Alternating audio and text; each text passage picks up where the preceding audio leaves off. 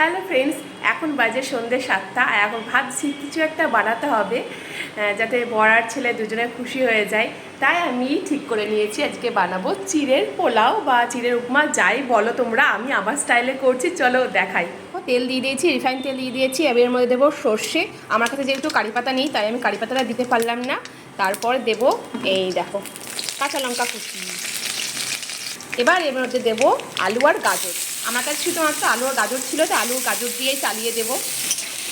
এবার একটুকে এগুলোকে ভাজা ভাজা করে নেব। চলো, দিয়ে দিলাম লবণ, দিয়ে দিলাম হলুদ গুঁড়ো। চলো এটা ভাজা হোক। এর মধ্যে দিয়ে দেবো পেঁয়াজ কুচি।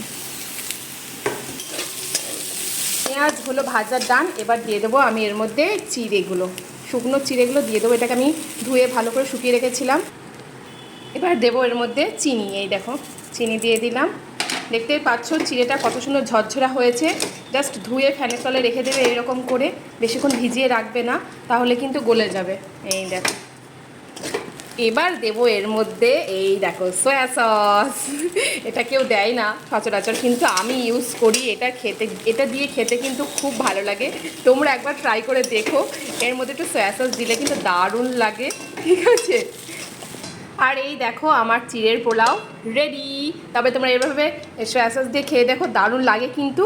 আর এটা আমি খুব অল্প তেল দিয়ে করেছি, মানে খুবই হেলদি একটা জলখাবার, মানে সন্ধ্যে টিফিন বলতে পারো, জলখাবারেও খাওয়া যেতে পারে। খুব অল্প তেল দিয়ে করেছি। এই দেখো তোমরা ট্রাই করে দেখো, ঠিক আছে? চলো, আমার এই রেসিপিটা তোমাদের কেমন লাগলো জানিও। খুব সিম্পল, খুব চটজলদি হয়ে যায় এই রেসিপিটা, মানে খুব তাড়াতাড়ি। আমার একটু তাড়াও আছে, সেই জন্য খুব তাড়াতাড়ি এটা করলাম।